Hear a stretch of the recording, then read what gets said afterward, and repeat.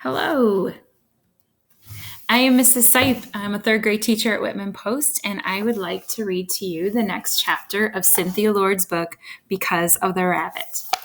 So I'm on chapter 3, and I want to start chapter 3, but before I do, I better make sure I remember some things from chapter 1 and chapter 2.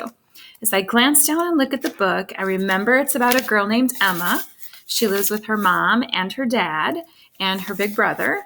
She has been homeschooled and she is about to start 5th grade for the first time in a school with other children. She's very nervous about it.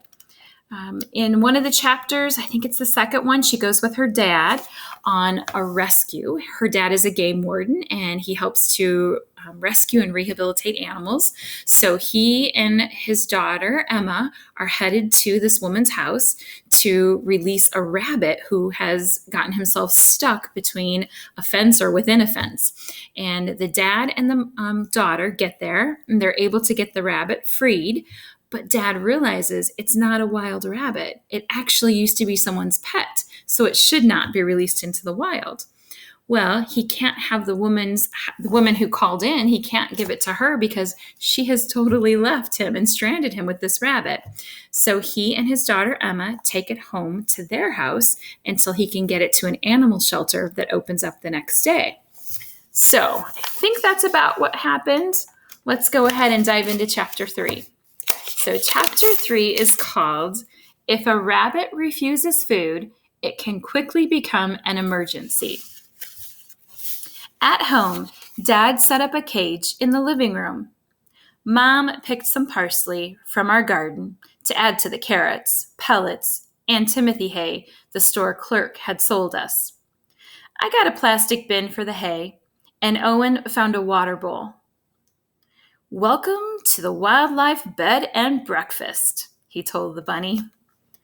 This rabbit seems very comfortable with people, Mom remarked as she ran her hands over him, looking for injuries. And it was true.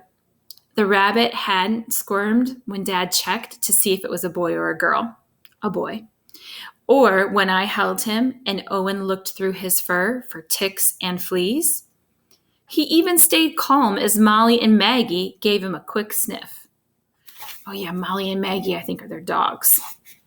But as soon as I put him in the cage, he crawled on his belly to the corner and then hunched his back like a little furry bowling ball. I slid a piece of carrot closer. Give him some time, Dad said. He's been through a lot today. He'll probably eat if we just leave him alone. What if he doesn't? I asked. Dad shrugged. You know how it is with animals, Em. Some things aren't ours to decide. We do our best, but the rest is up to him. The rabbit stayed hunched in the corner of the cage.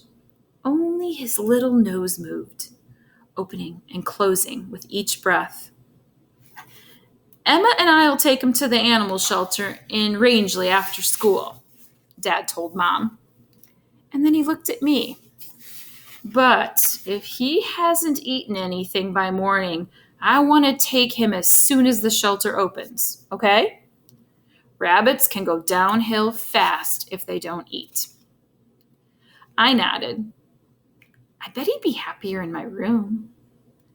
The rabbit's ear closest to me slanted toward the sound of my voice.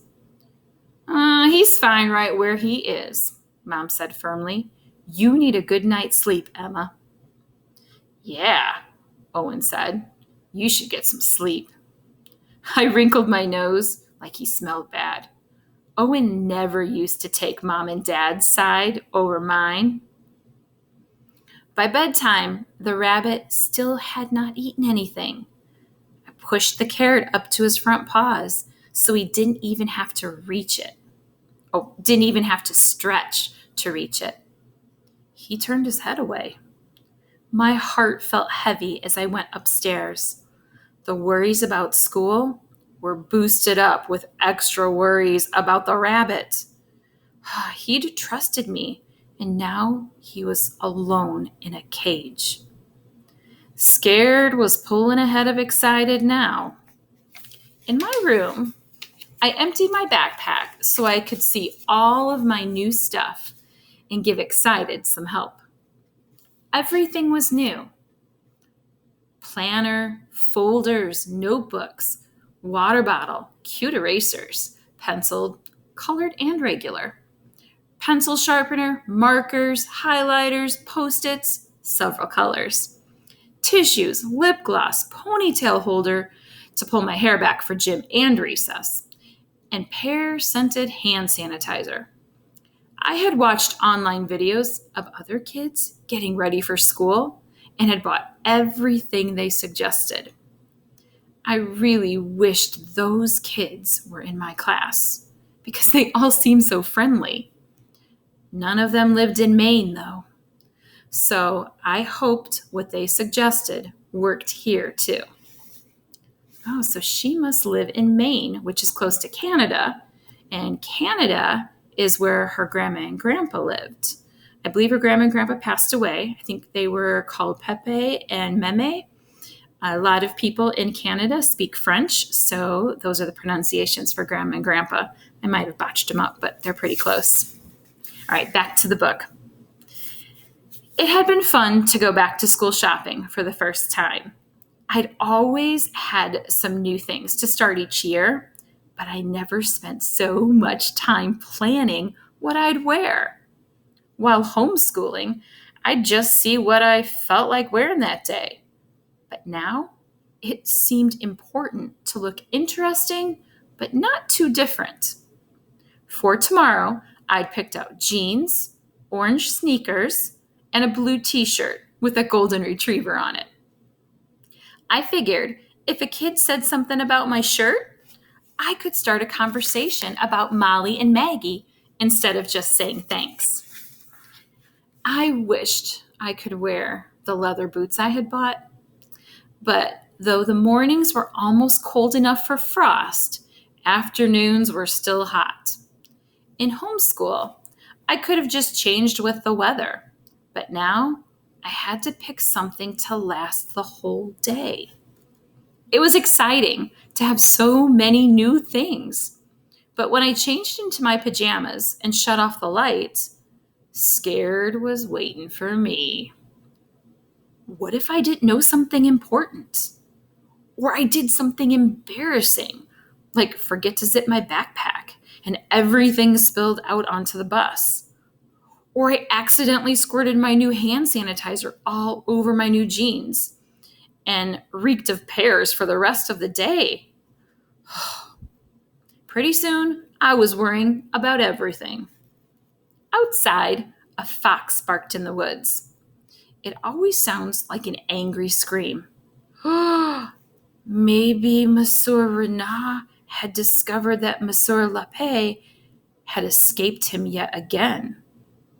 Oh, that would be the rabbit escaping from the fox. More French words.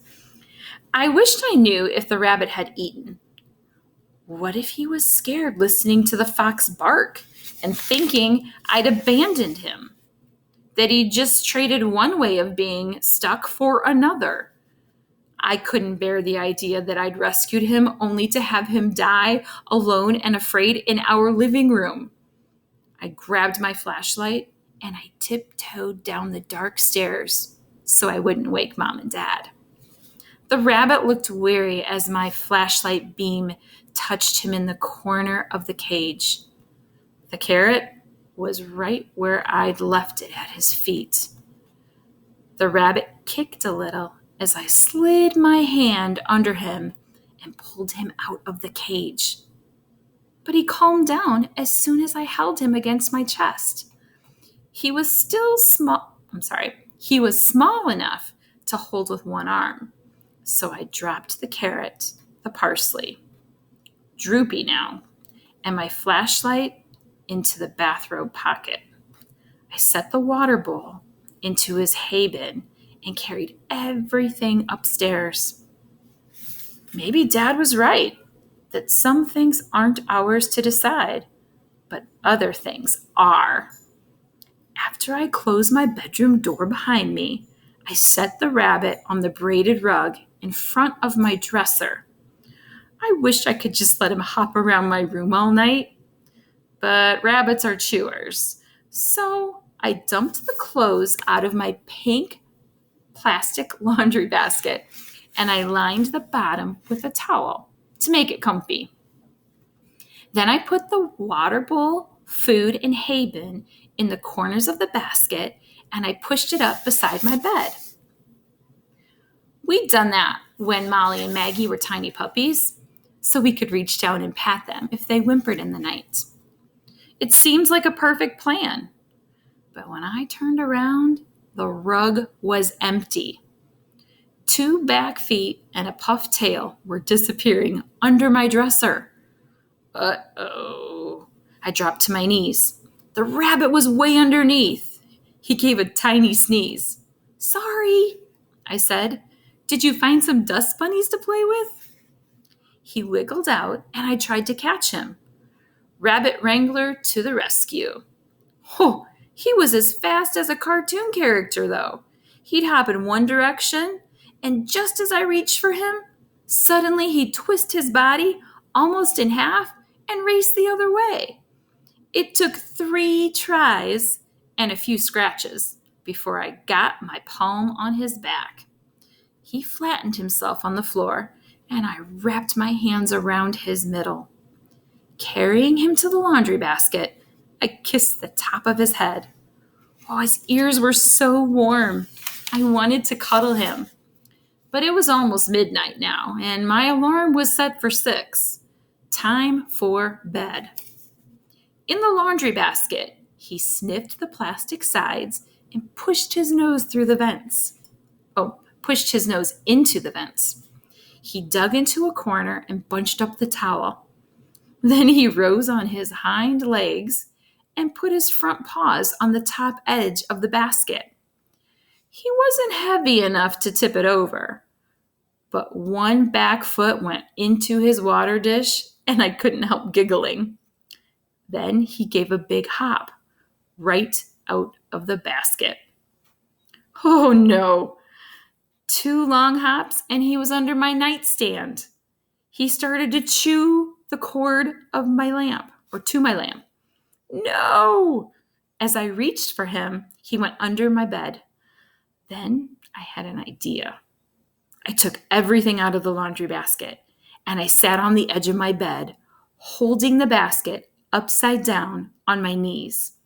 I waited until the rabbit came out from under the bed. I pretended I wasn't paying attention to him. But the next time he hopped past, I dropped the laundry basket over him. Like a big pink plastic tent. He had plenty of air with all the vents, and he couldn't hop out. Lifting one edge of the basket, I slid the hay bin and water bowl underneath. I pushed the carrot and the droopy parsley through a vent. But as I climbed into bed, the laundry basket started moving across the floor. The rabbit was pushing it with his nose.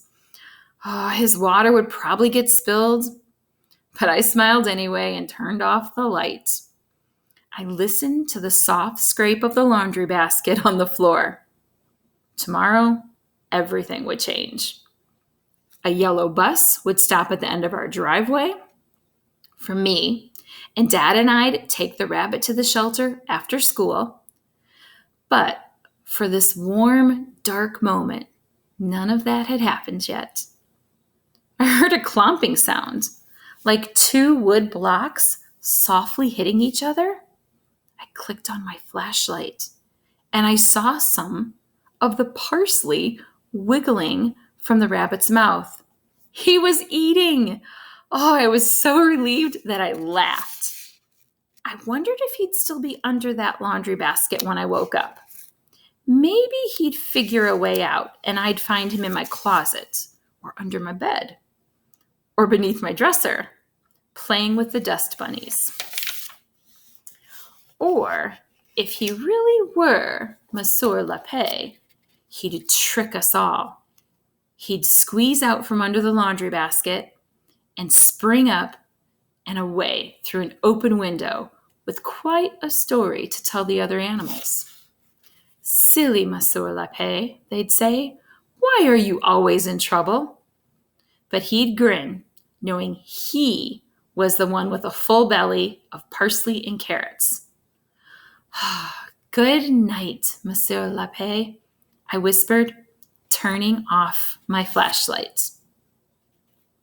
And that's the end of chapter 3. I cannot wait for chapter 4 to see what happens when she wakes up the next day. So I hope you enjoyed chapter 3. Have a good evening or good night wherever you're at in your day right now. And thanks for listening to me read the chapter. Bye-bye.